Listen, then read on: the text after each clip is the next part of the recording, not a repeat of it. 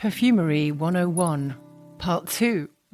I'm sure you've been on the edge of your seat waiting for this episode.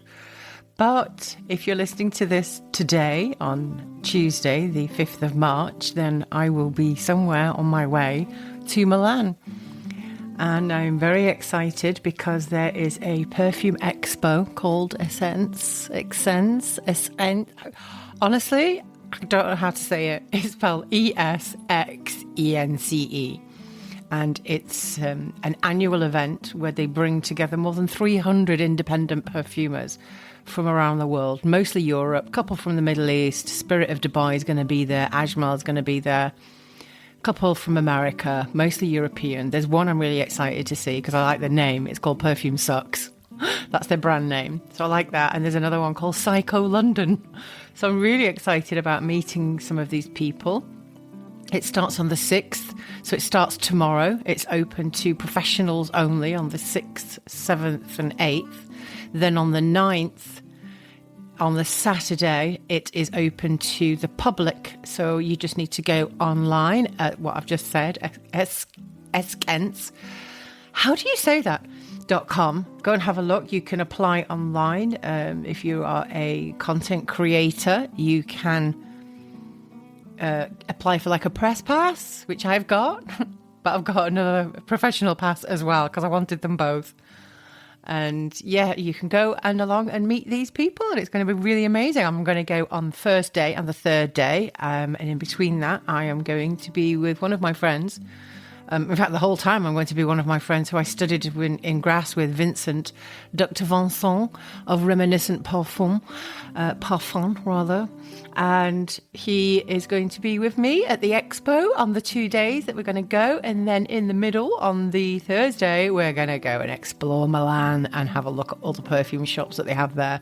One of them I'm excited to see, which is the Merchant of Venice, and then the second one that I'm excited to see is the Santa Maria Novella Pharmacy, which is a pharmacy perfume shop, but it's not the original one. The original one, which is the oldest perfume shop in the world, that's still going now, and it's the original one, is in Florence. So on the Saturday, I'm going to get on a high-speed train from Milan to Florence, and I'm going to pop along to the Santa Maria Novella pharmacy and see if I can interview anybody there. They also have a perfume museum in Florence, and I want to go and have a look at the Medici family museum estate, whatever it is, I don't know. I've got to do some research, obviously, before I go and have a look at that. And I'm going to bring back all of my blogs, vlogs, pictures, information. I'm going to be posting it on my social media. I'll be talking about it on here, YouTube, on my LinkedIn account. Anyway, let's get back into Perfumery 101. Think like a child, point number 12. Thierry Vasser is the master perfumer of Guerlain perfumes, and he was the very first perfumer to become the chief perfumer outside of the family. So it was a really big deal. And when he was asked, what does it take to be a great perfumer? He said, you need to think like a child. You need to be free. Be bold, be curious, be a fantasist. You see, children are not afraid.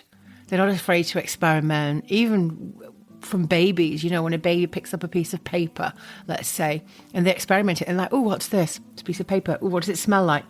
Not that interesting. What does it taste like? They put it in their mouth.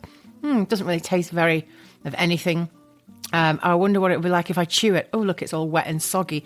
Oh, look, if I throw it, then it'll make a mark on the wall. And what that child has done is they've experimented because nobody told them not to. And nobody told them that it would be wrong to pick up that piece of paper and put it in their mouth. And then it's kind of all of this fear is drummed into us, I think, over time as we get older.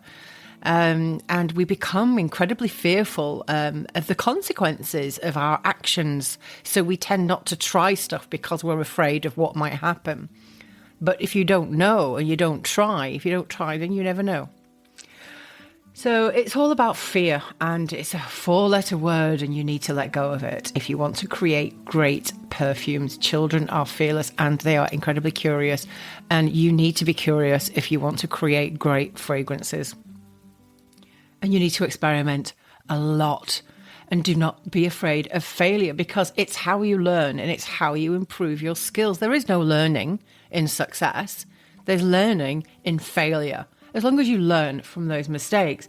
But perseverance is incredibly important because it takes lots of time and many trials to create a fragrance. And this is in the words of Dr. Vincent from Reminiscent Parfum. And he really believes in, and he's a doctor, he's a scientist, he's got a PhD in organic chemistry, and he makes mistakes constantly, but he's never afraid to experiment because he's a scientist. And I think, you need to make these mistakes because these mistakes strengthen you. They provide you with wisdom. Success doesn't ever happen overnight. You might see people who are successful right now, but you don't know the struggles or how long it's taken for them to get there. Like I look, it's nothing to do with Perfumery, but Olivia Rodrigo, for instance, I love her music. I think she's incredibly talented and I love her song. She's a very gifted songwriter and singer and musician. But when you look at her, how she exploded into the stratosphere, in the music stratosphere, it's almost like you would think, oh, it happened overnight. But she's been doing this since she was about 5 years old, and, I don't know how old she is at all now, but, it's taken her a long time to become the success that she is today. So don't expect overnight success when you're creating a brand. And even when you do make some mistakes, like the old tale of the marketing myth, really, of Chanel No. 5 being a mistake.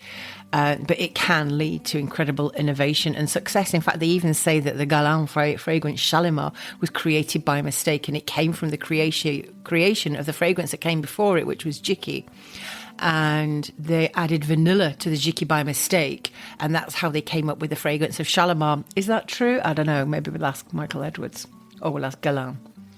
But never lose sight of your goals and your vision. You need to be bold, and you need to use fear to your advantage and embrace your uniqueness, because success will seek you out eventually if you keep plugging at it and you keep working at it.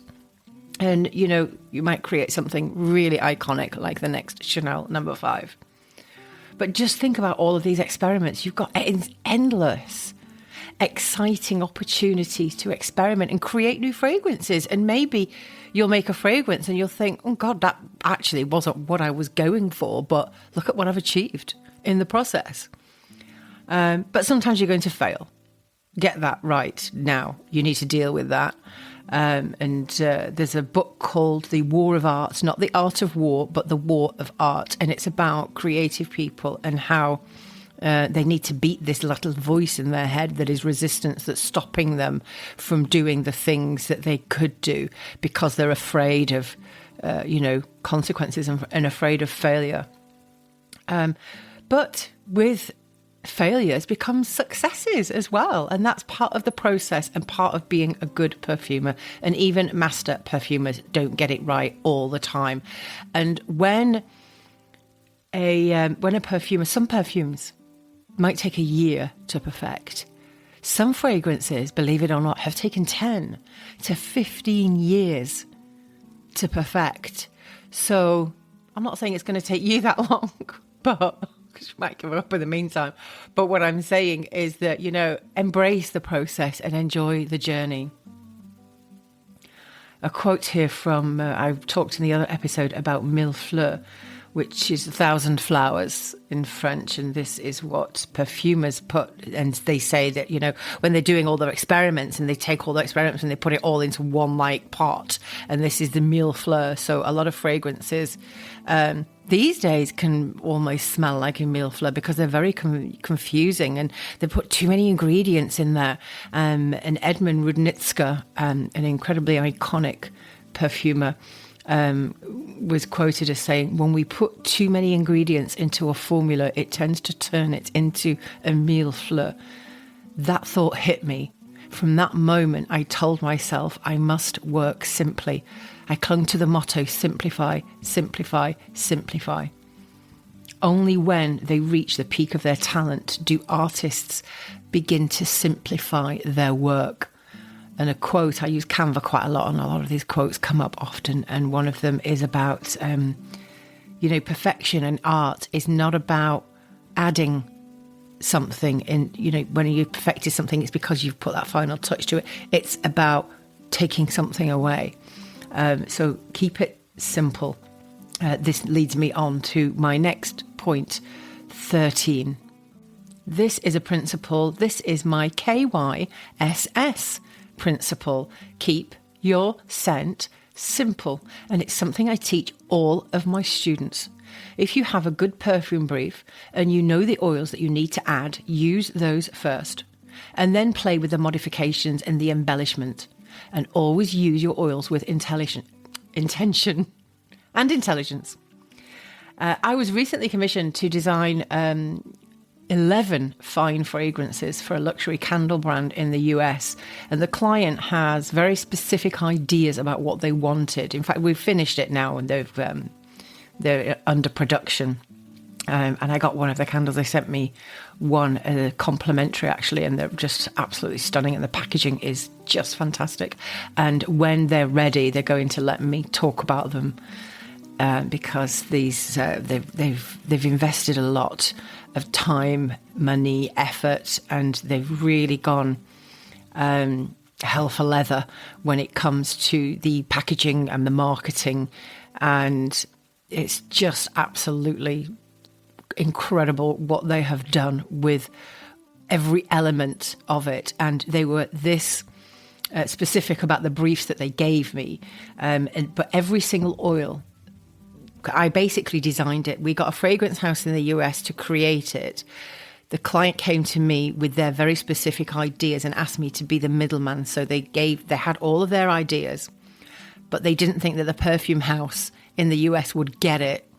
So, and this client was a student of mine, and she used me as a scent designer to then go to the perfume house and say, right, this is their vision, this is what they want, and these are the oils that we need in these fragrances, and let's let some of these ones be the star of the show, and then others will be the supporting actors, as it were. But every single oil that I used in that scent design was put there with intention.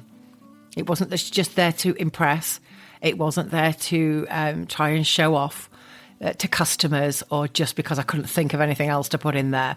Every oil had a specific purpose and a reason for being there. And that's what you need to figure out with your fragrance. And imagine it like this. You're hosting a party. And you ask each guest to bring something. What are they bringing to the party and why? What value are they adding to the cuisine and the ambience of your party? If everybody brings sausage rolls and vanilla ice cream, it'll be a very dull buffet. Surely, of course, you're going to have some variety in there and some vol au vent, maybe some caviar, smoked salmon, egg mayonnaise, peanut butter fingers. And maybe there's even a theme for the party. But there has to be variety in there. But if it's going to be a theme of a party, then, is it a seafood party? So everybody's bringing seafood and then things that are going to complement the seafood cuisine. So think of it in this respect as well. And if anybody is listening that's really good at making sausage rolls, please send me some. I do love a good sausage roll. But don't try to impress your customers by adding trendy ingredients. I've seen this such a lot. Or hundreds of oils for no reason other than you've seen other people doing it. You need to be true to yourself. If you're using a lot of natural ingredients are complex in their own right. They already have more than 100 naturally occurring molecules and chemicals. So keep your scent simple. And keep it light, and don't muddy the waters. Use your oils with intention. Go back to what I mentioned last week about having a perfume objective. It's like if you're a designer and you want to create a little black dress, you're not going to create a wedding gown, are you? A white wedding gown. You're going to create a little black dress, and you have an image in your mind of what that little black dress is going to be like, Is it going to be short? Is it going to be long? Is it going to be flared? Is it going to be fitted? Is it going to have sleeves? So think of your fragrance like a fashion designer would think about an item of clothing and keep it simple. But going back to the trendy ingredients, I remember when I was doing my skincare brand in Dubai, and a lot of people would, and I mean, I'm not saying this because I'm showing off and blowing my own trumpet. I'll tell you I'm not. But at the time, I was the only person that was doing this at this particular market in the UAE. And then people saw what I was doing. They saw the reaction of my customers. They saw that I was doing well. So, of course, they come along and they copy. But one of them started putting hazardous oils in there because they actually weren't qualified in aromatherapy. But they also started using trendy ingredients, like one of them, prickly pear oil, just because it sounded good. Oh, prickly pear oil. Oh, it's a face cream with prickly pear oil in it. But why is it in there? Oh, I don't know. It sounds good. Oh, right. Okay. But is it going to, like help me with my complexion of my skin? Yeah, no, it's just a cool ingredient. Okay. So stay away, please, from trendy ingredients. And like I said, you can stay with trends and keep up with the times. And perhaps if there's some new molecules that have come onto the market, or you've come across a new natural absolute or something, or quite a rare ingredient, then by all means experiment and put that into your This is about being classic. It's not about using gimmicks. There's a difference between gimmick and a trend. But with fragrance, less is more. You can always add. You can never take away. Point number 14.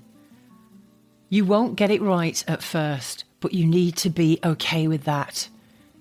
Quoted by Mandy Aftel. I'm going to leave this section to her, actually, because she says it really beautifully. The path to making good things is making bad things.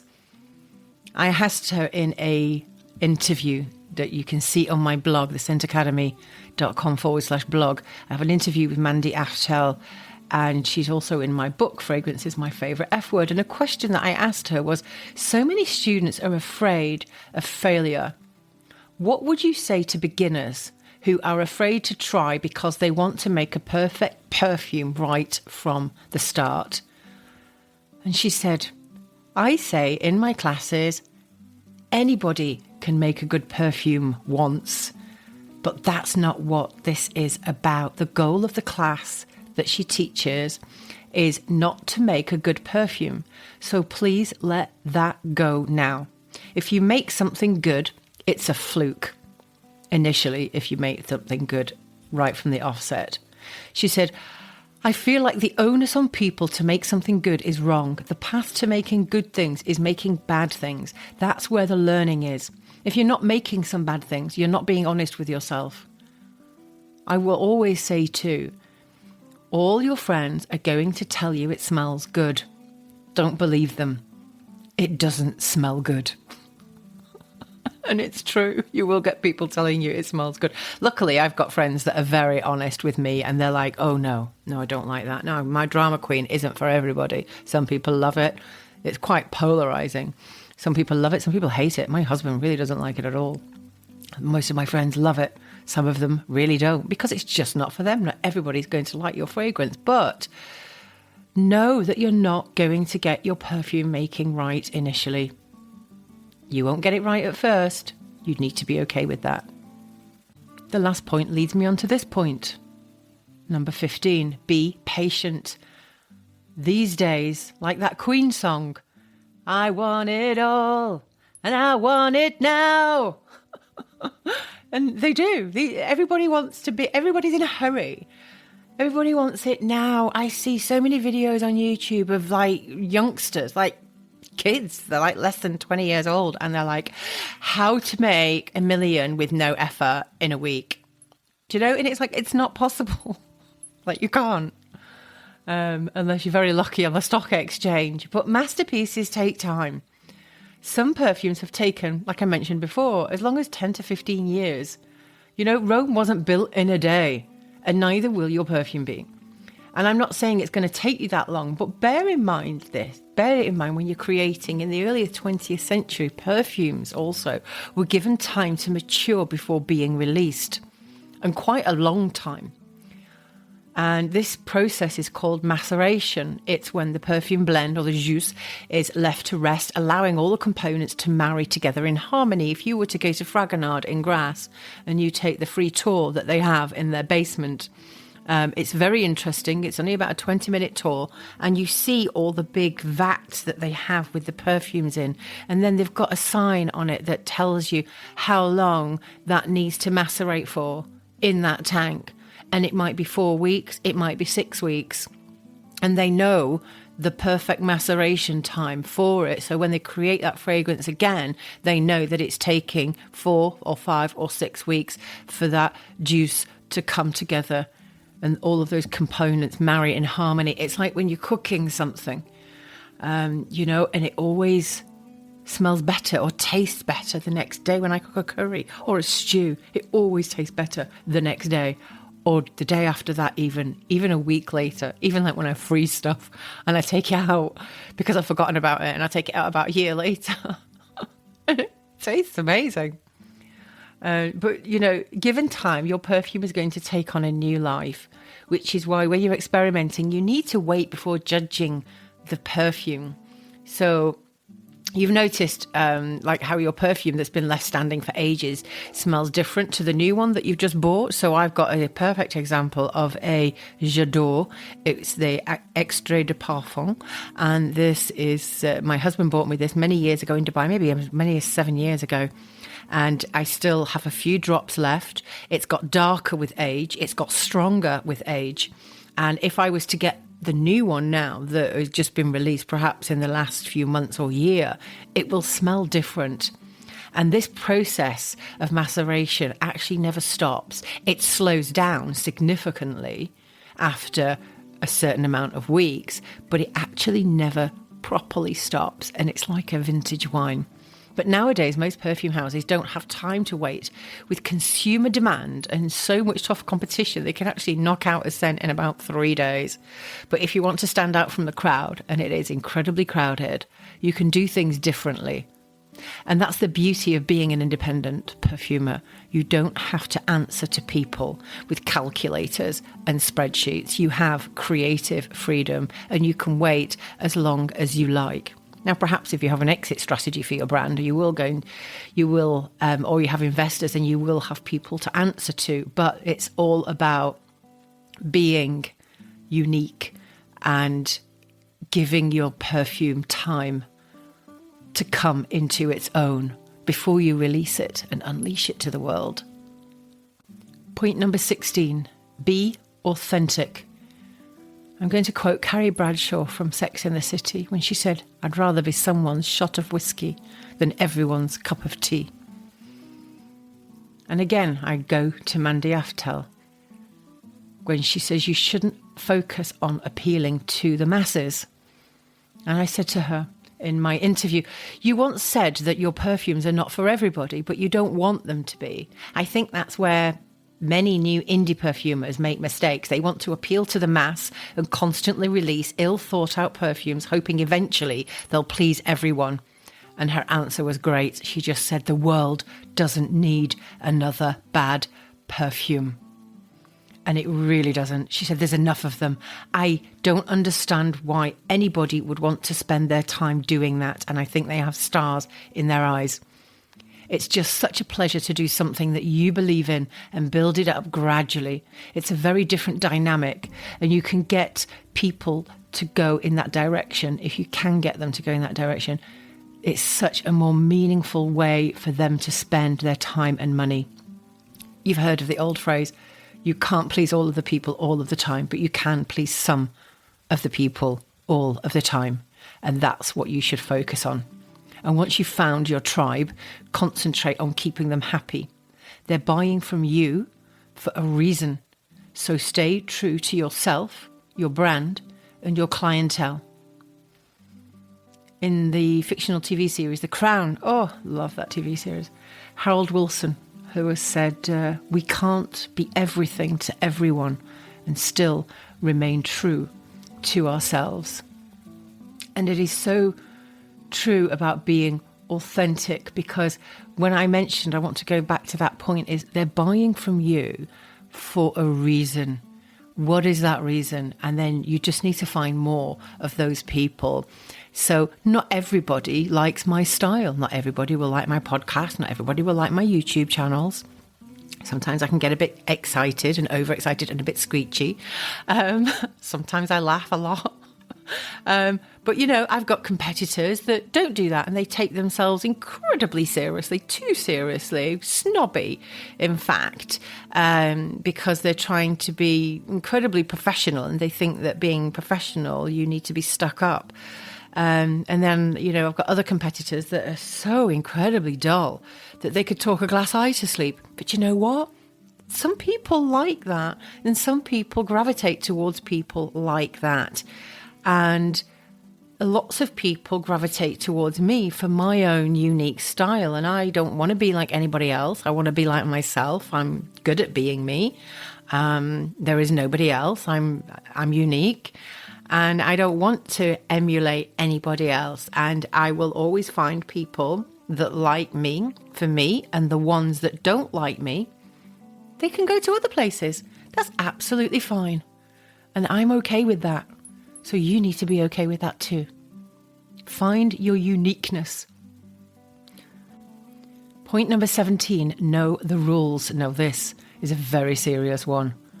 The world is an incredibly litigious place these days, and the last thing you need is to get sued by a client for a reaction that they had to your product. So depending on where you are in the world, there's certain rules about fragrance and cosmetics that you need to be aware of and follow strict guidelines. Do not be naive in thinking that the rules don't apply to you. Even if you're only creating small batches, you still need to make sure that your products are safe and compliant. Now, I'm in France. You have to have a trade license here to sell anything or to do business at all.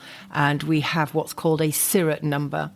And when you go and advertise on Facebook groups, for instance, these Facebook groups are incredibly strict. And if you try to advertise your services, whether it be selling merchandise or providing services, you have to provide your SIRAT number or your trade license number in order for the Facebook group to accept.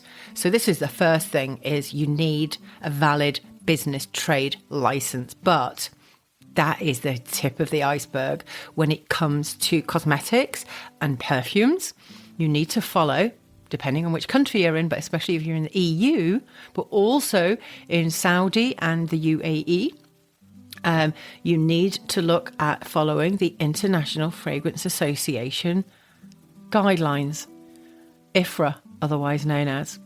And they have compliance rules that apply in many countries, the ones that I've just mentioned, and there's many more. America is really not one of them. They can pretty much put whatever they want. If you think about this, when I buy shampoo, for instance, I look on the back of the bottle to see where it's manufactured and where it's produced. And if it's produced in the EU, I will buy it. If it's produced in the US, I won't, because I think the FDA have banned probably less than 20 ingredients for cosmetics, and the EU have banned more than 1,200. So I know the safety of it will be better if it's produced in the EU. And the EU cosmetic guidelines are even stricter about the safety of cosmetics than IFRA is. So if you intend to create your own fragrance and incorporate it into a product that's going to be used on the skin, you need to understand these guidelines, and they will tell you which ingredients are allowed, which are restricted, and which are banned completely, and in what quantities you can use them safely in the end product. So you can visit the respective websites if you just Google EU cosmetic guidelines, and if you go to IFRA, I think it's IFRA.org, the International Fragrance Association, and they've got a lot of documents that you can look through there. And visit their websites and figure it out for yourself, or you can get in touch with a professional that can guide you on the right path. Your products will also need to be tested by a cosmetic chemist before you can legally sell them. And in my courses, I actually give the contact details of my own cosmetic chemist that I use in the UK.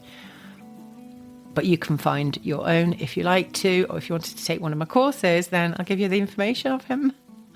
But yeah, and I do have some of my students that go, and he's incredibly reasonable, and he was head of technical for Chanel for many years. So...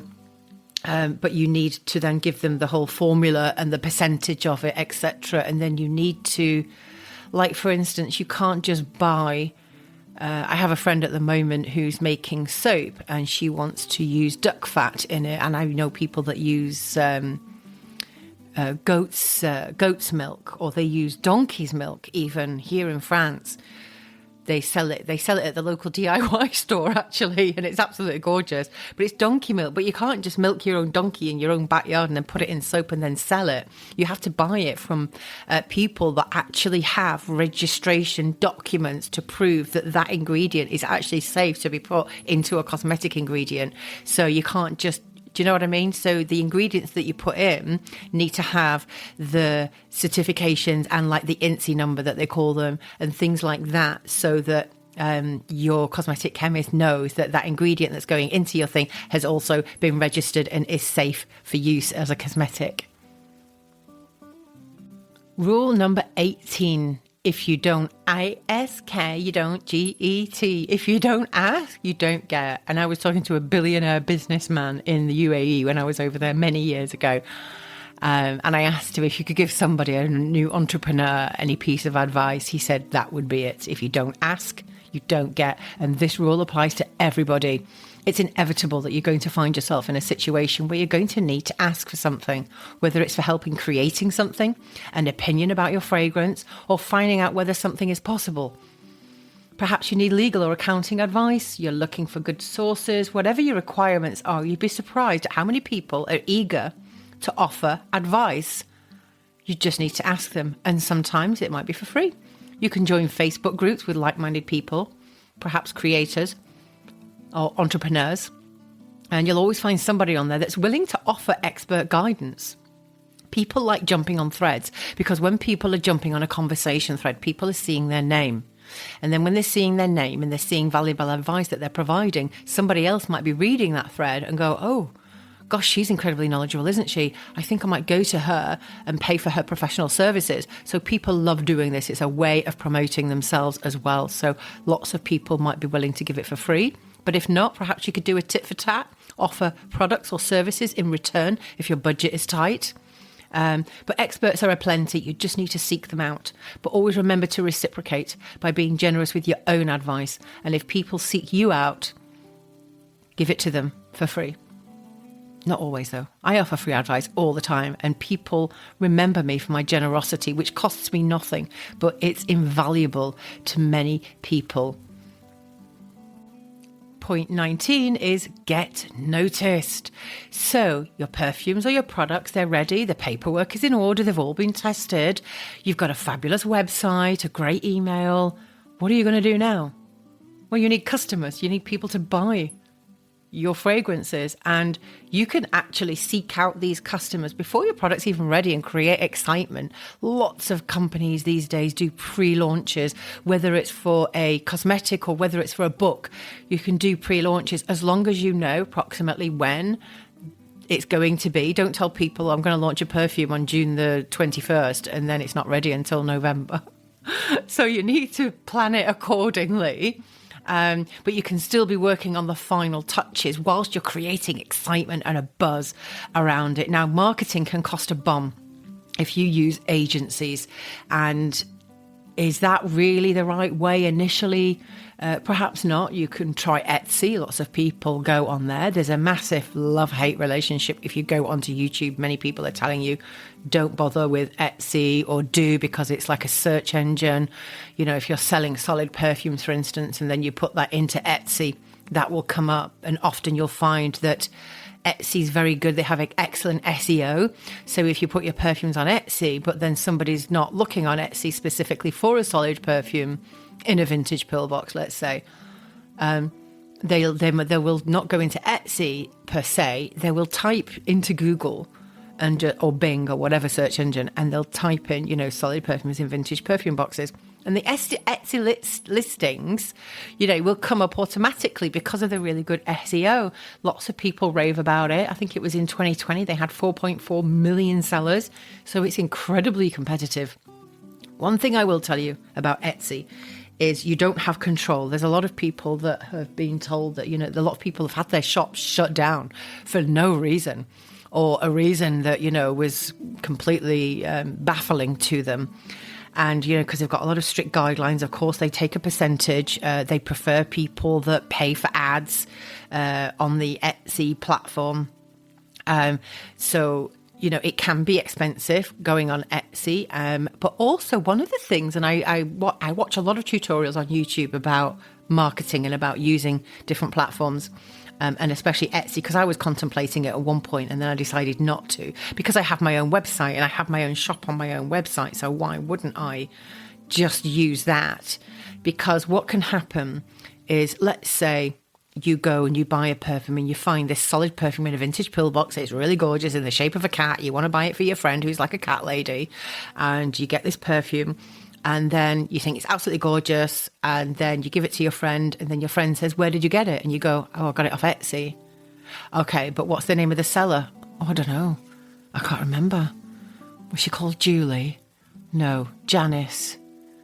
No. Was it Jill? I don't know. But she's on Etsy. Oh, right. Well, that narrows it down, doesn't it, a bit, to like 4.4 million sellers.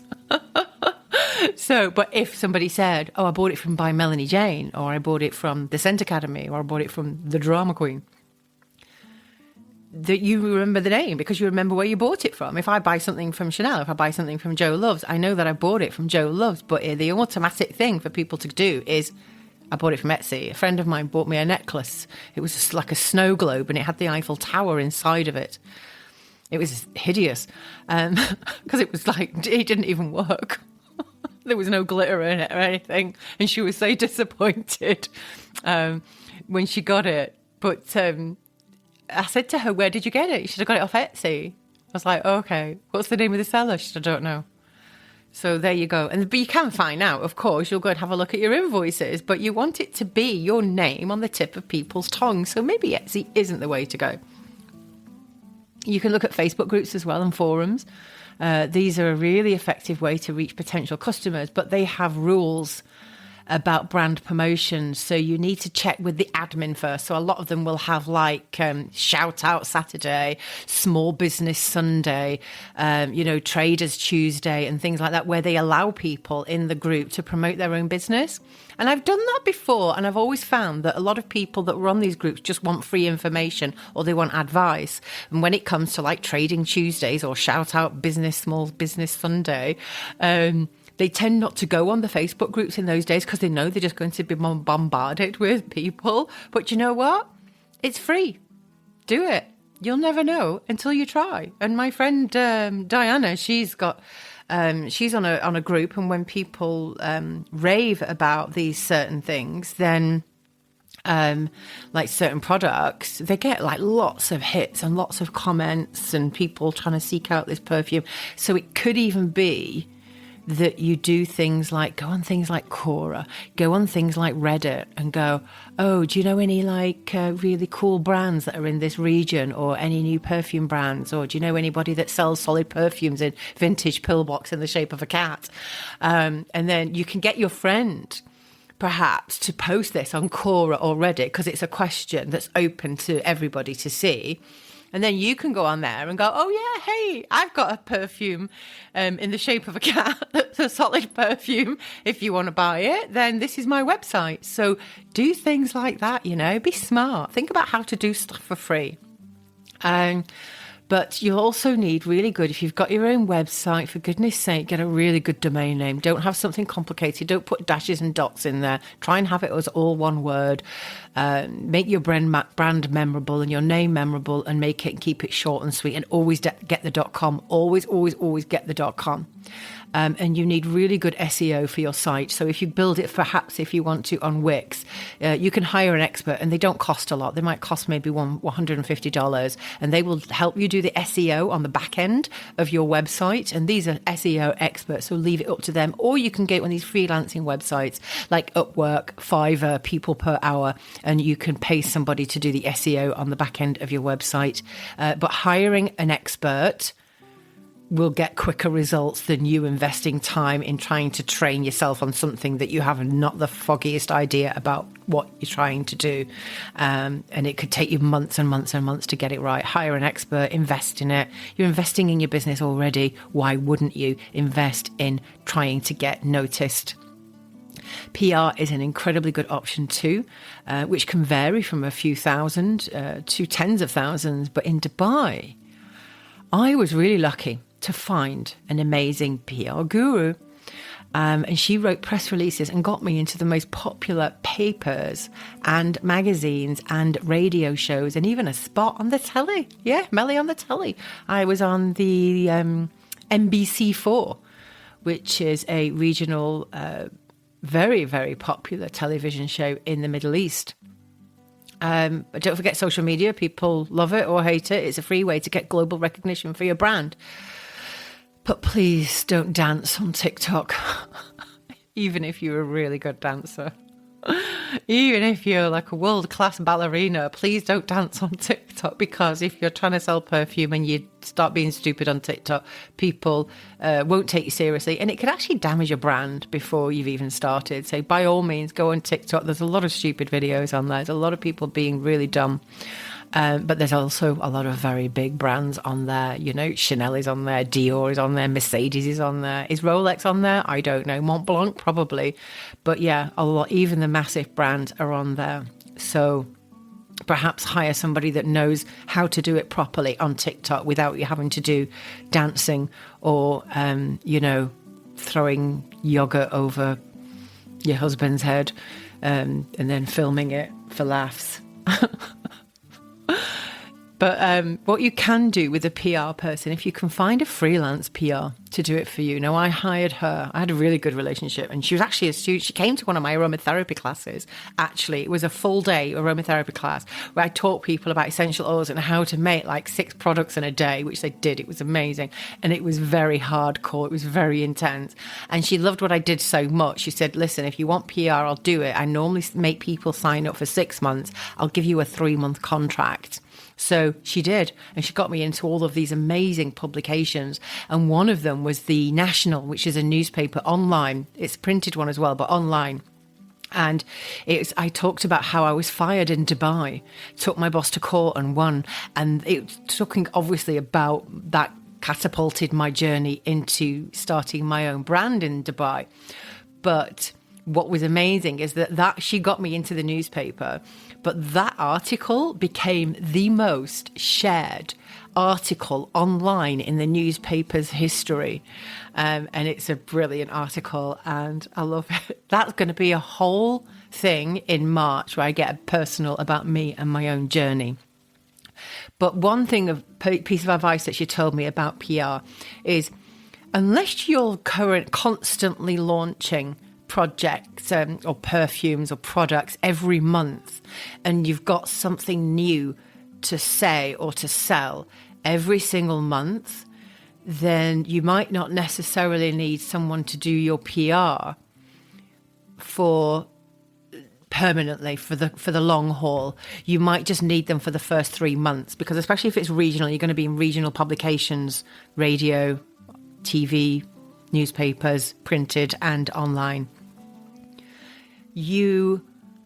People, they get excited. So they'll get excited, right? So I was in The National, I was in Emirates Woman, Khaleej Times, Friday Magazine, all of these magazines in the UAE and newspapers, Khaleej Times, I think I said that.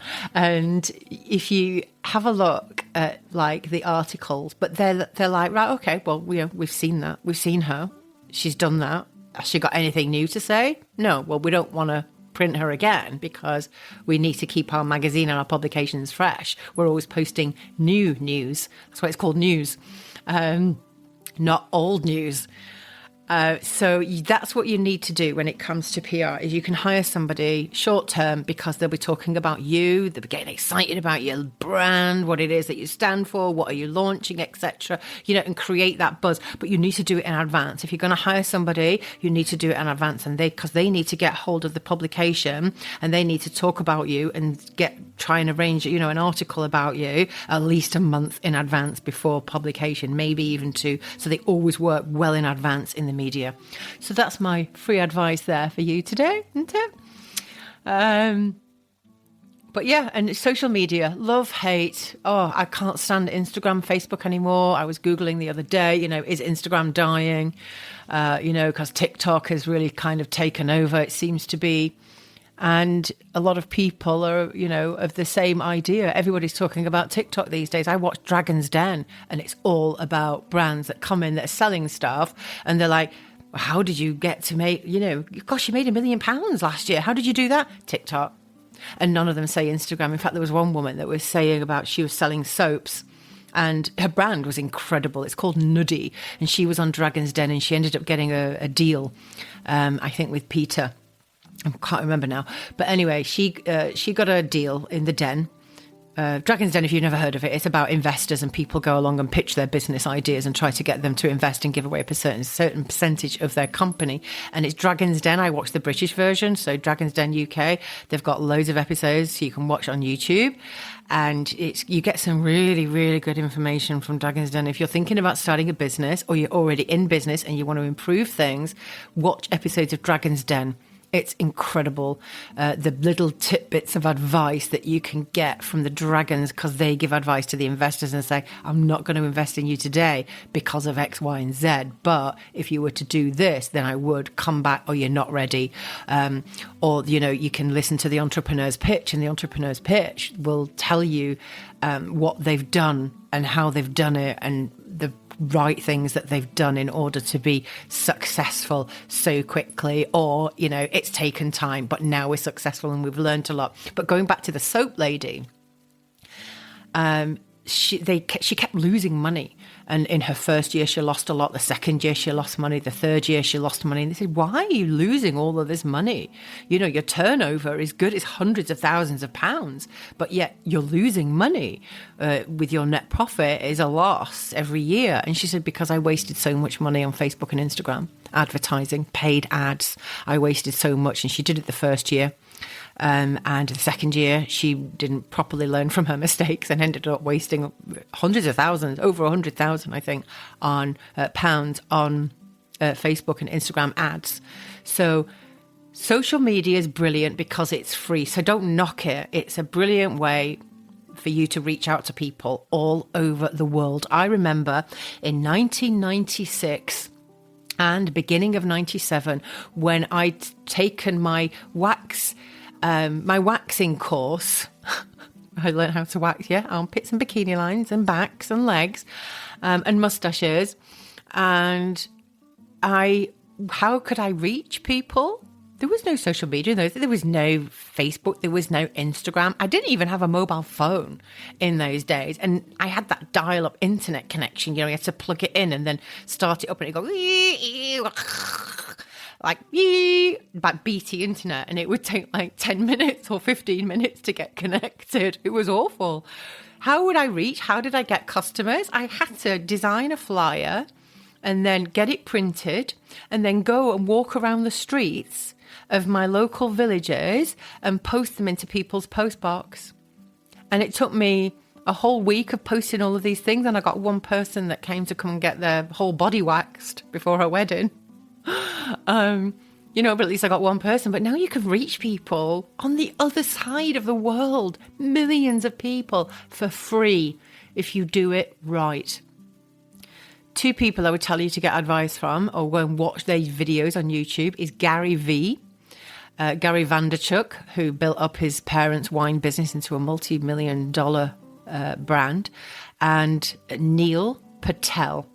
He gives incredible, very short, very succinct bits of advice about social media. So go and Google those people and have a look at how to get your brand noticed on social media, because you can have the best product in the world and you can have a flabbergasting fragrance that the world will fall in love with.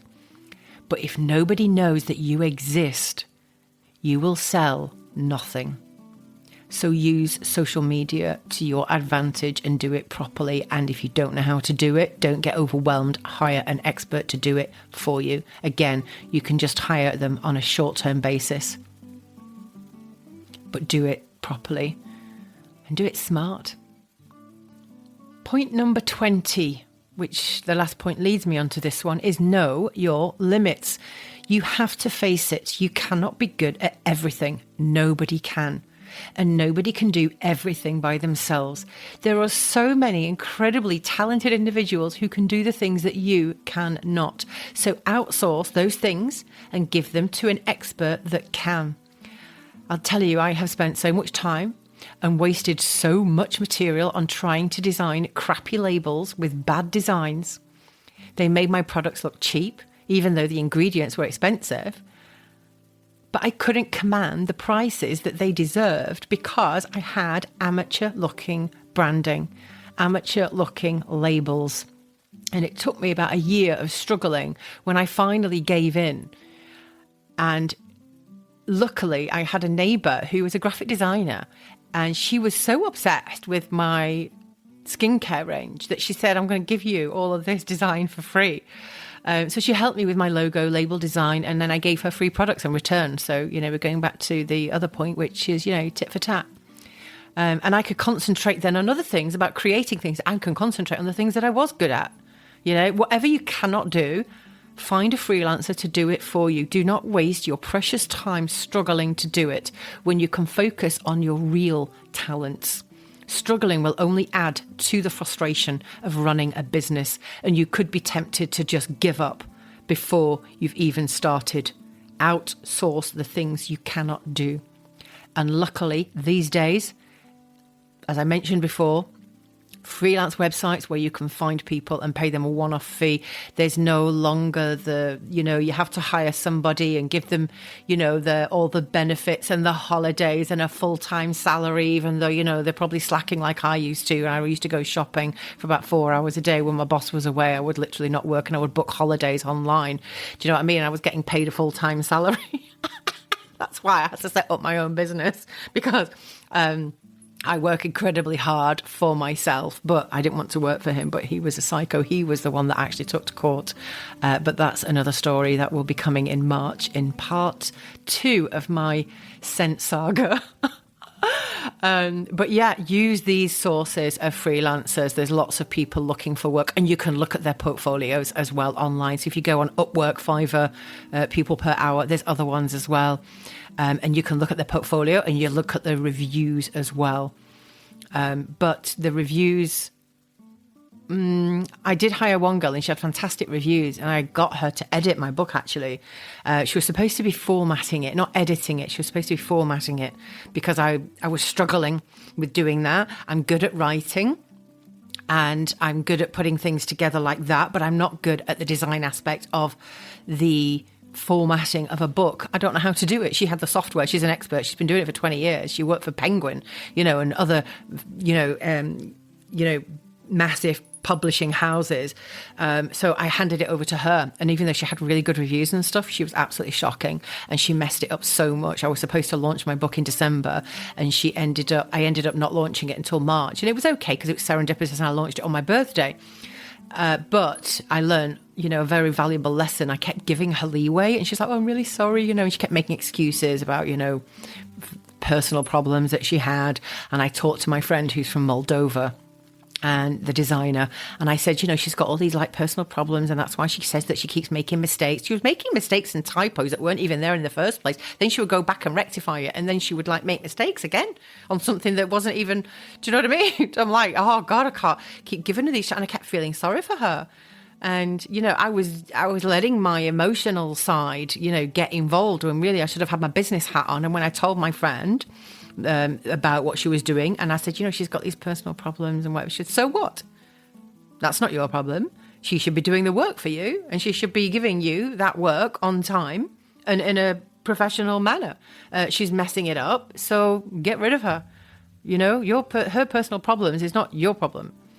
She's a professional and she needs to act like it. So there's hit and miss with freelancers, but once you find one, you can keep going back to them. And that's the great thing about freelancers. You might hire one to do some work for you. It might be social media or accounting, design, whatever.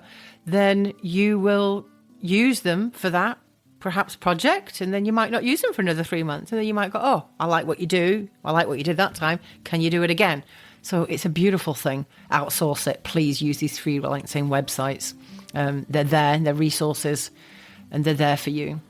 And I actually got a refund from this woman that messed things up as well, because I really complained about it because, not only had I wasted money, but I had also, my book launch was delayed by more than 3.5 months. Just 2 more points to go. Point number 21, adapt or die. Okay, die is a bit of a strong word. You won't actually die, but your business might if you're not able to adapt to changing times and circumstances. I'm going to give you a quote from Leon Megginson. It is not the most intellectual of the species that survives. It is not the strongest that survives. But the species that survives is the one that is able to adapt to and to adjust best to the changing environment in which it finds itself. Now, we all remember 2020 and 2021. The world changed forever, and people had to take their businesses and put them online.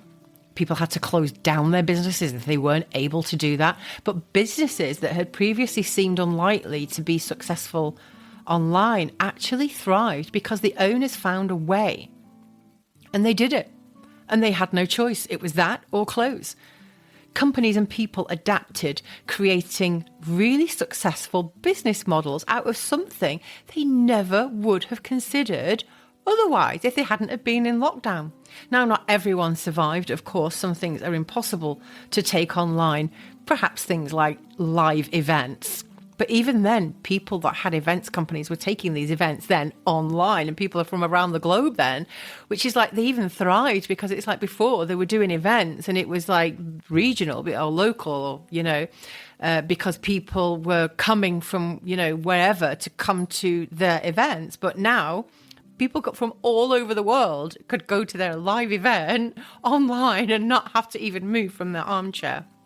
So something quickly became a thing of the past, but other people really thrived. And I know a incredibly entrepreneurial lady who actually booked me to work for the Toyota event. When I created a perfume making workshop for the launch of their Toyota Supra, and she provided entertainment for brand launches and events. But she pivoted so quickly because, of course, there's no live events. There was no live events for about 2 years, and she was in the UAE. And, there were no launches of cars or watches or perfumes or whatever. And she provided dancers and entertainment for these launches. And what is she going to do? Her business would have just gone bust. And she had a trade license. It costs a lot of money in Dubai to have a trade license and renew it every year. It's about £4,000-5,000. So what did she do? And she had a family as well, children at school. What did she do? She put together entertainment and activity packs for children. So children that were stuck at home because they were in lockdown and they're equally bored and frustrated parents, she provided bags filled with crafting goodies. And they were so successful that she sold out of them every single time she made a new batch. So shops were still open. Some of the shops, or even online shops, of course, were thriving. I mean, Amazon, went through the roof, didn't it, during lockdown? Everybody was buying things online. But she was buying craft supplies and bags, and she was putting it and curating these entertainment bags and boxes and then selling them. And that was it. Absolutely amazing. Another example is me. I had to adapt. I got really fed up with people. I mentioned before about people copying my products. I got so sick of it and they were doing it really badly. I mentioned a guy was putting stuff in like hazardous oils. There was another woman selling stuff and she was putting like egg yolks in things and a face. I'm like, what are you doing? You're not even testing this stuff. And then, there was somebody else that was putting fake oils. And I knew that they were using fake lavender oil in some of their body butters and stuff. And they had no conscience. And I just thought, you know what? I can't compete with you because they were I can. But I got so sick of it because they were so aggressive in their marketing and their sales tactics that it turned my stomach. So I thought, what can I do? I need to adapt now. Do you know what I'm going to do? I'm going to teach people how to make these products, but make them safely. And I'm going to teach you about the proper ingredients that you should be putting in them. and how to increase their shelf life and how to create safe, beautiful, incredible smelling skincare, aromatherapy, fragrances and products. And people loved coming to my classes, and I did perfumery classes and I did aromatherapy classes where I taught people about making just really simple aromatherapy blends. But then I also taught people how to create blends for skincare and how to create skincare products. So I had 3 different types of classes, but not everybody who wanted to learn from me was in Dubai or even the UAE. People, yes, for the master classes at the Burj Al Arab, because it was perfumery, people would fly in. But, that was a small amount. Most people were regional. So what did I do? Again, I adapted and I created an online learning academy so that students could take part around the world. So you need to be like a chameleon and adapt to your environment. And what you do now may not be the thing that you end up doing. Open your mind to that. And when that day comes, you'll be ready. We're almost at the end now. Here is my final point, 22, collaborating. So what about after all your training and experimenting with your fragrances, you realize it's just something that you don't want to do? Perhaps you've trained with me or somebody else and you know how to make fragrances and you like experimenting, but perhaps you want to have a fragrance brand, but you don't feel confident or capable enough to create your own successful commercial scents. What do? You can get an expert to design the scent for you. So it's like a collaboration between you and the scent designer, something that I did for my client in the US with a big candle brand that I can't reveal the name of just yet, but I will do. Trust me when she's ready. And the scent designer in the perfume house will produce the fragrance for you because it's a collaboration between the designer and the perfume house. And you might say, well, why do I need a scent designer like Melanie Jane? I can do that myself, can't I? And you could try, but a perfume house needs to know that you're not in it just to get free samples because they have chances, trust me, doing that all the time just to get free samples of perfumes. And lots of perfume houses actually won't give small startups or individuals the time of day. And if they do, they won't have the time that you need to get your ideas across. A lot of things can be lost in translation and it can be extremely frustrating for both parties.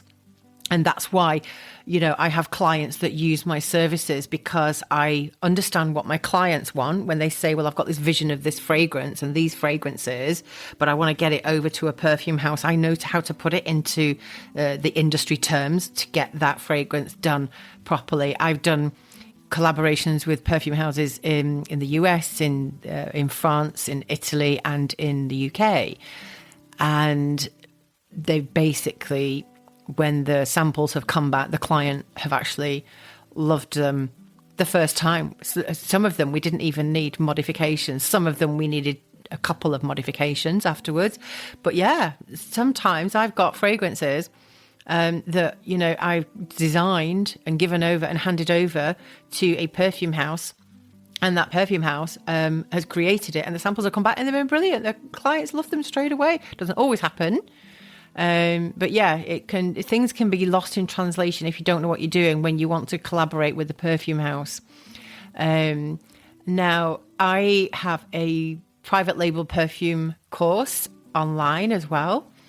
And it's called Private Label Perfume Mastery Course. And it actually shows you how you can go from being a startup and to either creating your own fragrances and starting your own brand from start to finish, or you can collaborate with a perfume house. And I show you how to do that. So then, if you don't want to hire a scent designer to be the middleman, you can do it yourself, but I show you how to do it.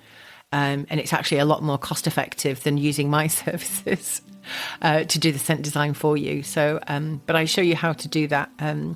But If you do it by yourself and you don't know how to approach a perfume house, you might end up with a scent that you're not incredibly happy with, or with a fragrance that's off the shelf and not unique to your brand. This is going to be another podcast that I'm going to be doing actually about, with working with perfume houses. And it'll be a little insight into what is actually involved in my course. But there are unscrupulous houses, I shall name no names, who will just select something from their extensive library and hope that you don't notice, and they won't even do any modifications on it. When they're dealing with an expert, they should know better than to pull the wool over their eyes. So a scent designer can give you an inroad into a perfume house that they already have a relationship with, like I do, and you also get to the nitty-gritty of what you want in your scent to turn your vision into a beautiful reality. But using a perfume house to produce your fragrance is the most commercially viable way for you to scale up, because they buy raw materials, the individual ingredients, and they buy them in tons, or if they don't buy them in tons, they buy them in tens of thousands of litres or thousands of litres of oil. They don't buy 5 mils and then make perfumes individually for people. So they've got access to raw materials in abundance. They obviously buy them in bulk, so they get great deals on their prices, and they can create perfumes for you really quite quickly. So if your end goal is to scale up your brand, I would always go with a perfume house. And I'm not talking about scaling it up and just selling it in a few, retailers here, there, and everywhere. I'm talking about really scaling it up and having an exit strategy so that you can sell that brand in about 5 years, like Joe Malone did to Estee Lauder. So it depends what it is that you want with your business. But, don't expect a perfume house. I'll tell you this right from the start now. Or actually right at the end. Don't expect a perfume house to replicate an all-natural fragrance. First of all, it's going to cost you about $2,000 for a kilo if you want it to be all-natural, with expensive, obviously there's going to be some expensive oils in there as well. If you want just like lavender and bergamot, then it's not going to be $2,000, but I'm talking about a proper fragrance. But they're very rarely going to do it. They like using mixed media. And in the perfume houses, they have classically trained perfumers that are used to dealing with mixed media. So you will be disappointed if you go to a perfume house and expect them to create you an all-natural fragrance. So if you only want to do all-natural fragrances, or you're happy with a little bit of mixed media, but some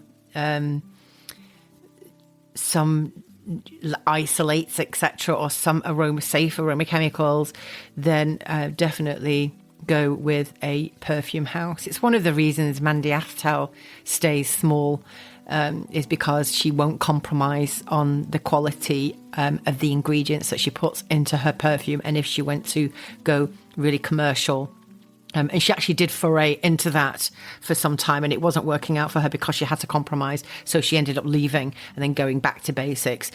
So now, she doesn't scale up her business. She stays small. She's incredibly successful. She's been in Vogue, Harper's Bazaar, Forbes magazine, and she does incredibly well for herself. But she's doing lots of other things like teaching online, and she has a perfume museum, and she sells some of her oils that she has surplus of. So that's it for this part. Actually, that's it for all of it. Finally. Oh my goodness. That's been like an hour and 45 minutes of this, but I hope I haven't put you off. But in the words of Mandy Aftel again, there's very little truth in the perfume industry, and luxury is being able to tell the truth. And I, myself, Melanie Jane, am lucky enough to be in a position where I can share the truth about this industry. And I hope it's opened your eyes. I asked Dr. Vincent, to share his advice for budding perfumers, and he said in one sentence, have a strong concept that stands out, because even the niche market is getting crowded. There's no point launching more perfumes if it brings nothing new to what is already out there. There are over 2,000 perfume launches every year. In Italy alone, there's 300 perfume launches a year. So it's an incredibly saturated market, and you need to stand out if you want your business to survive. But survive you will if you take my points on board and you work really hard and you keep the passion.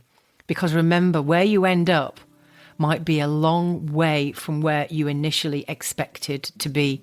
But this fragrant road is full of possibilities if you just open your mind, be authentic, stay creative, and don't let the passion die. In the words of Paulo Coelho, I hope I said that right, one day you will wake up and there won't be any more time to do the things you've always wanted. Do it now. I'm going to really end this podcast now on these wise words. If it was easy, everyone would be doing it. But they're not, are they? So remember those wise words. The next time you have a challenging day, passion brought you here. Let it be a fuel to ignite your soul on the days that you feel defeated. Keep an eye on your competitors, but don't let them be your focus. You need to run your own race as hard as you can. Don't be tempted to copy them, but outdo them. Whatever they do, do it differently and do it better. Your focus, your customer, is everything. You must focus on them, listen to them, engage with them, and make them a part of your journey. And if you feel completely stuck, I'm here to help. And I post many, what I hope are motivating videos and podcasts. And, whatever you do, do it with love. But remember these words again. If it was easy, everyone would be doing it. I'm going to sign off for now because my voice is getting sore. And I will see you next time. Stay fabulous. A biento. I have to really end on this. Sorry, P.S. P.S. I love you. Don't expect overnight success unless you're a Kardashian or you've got millions of followers. You need to build trust with your audience. And I watched a video of a guy who used to be, I don't know, not my words, they called him a beach bum. He was in America and he ended up launching a incredibly successful soft drinks company and he made millions, and he was interviewed about his success. And he said, there's three main reasons that people won't buy from you. Number one is they can't afford it. Number two is they don't want it. And number three is they don't trust you. And the third one is the only one that you should concentrate on, because the other two may never be your customer. If they can't afford it today, maybe they can afford it in the future, perhaps. But definitely, if they don't want it. I went to a flea market a few weeks ago and there was a couple there and they had a full dinner service. And it was a bit shabby, but it was all right. It wasn't broken or anything. And they said, do you want it? And I said, no, thanks. He said, but it's free. You can take it. We don't want to take it home with us because it's such a lot. We'll give it to you for nothing. I said, but I don't want it. They said, but it's free. I said, but I don't care. I don't want it. What am I going to do with it? I'm going to stick it in the shed with all the other stuff that I don't want. So you can't convince even for free. If people don't want what you've got, they're never going to buy it from you. And if they can't afford it, then they can't afford your stuff. They'll go and buy something cheaper. You don't compromise your prices because of that, because you're always going to get people that can't afford it. But the ones that don't trust you are the ones that you work on because they don't know you enough yet and you haven't built a relationship with them yet. So these are your customers. Focus on them. Now I'm really going for sure now. Take care. See you next time. Gosh, that was a long one, wasn't it?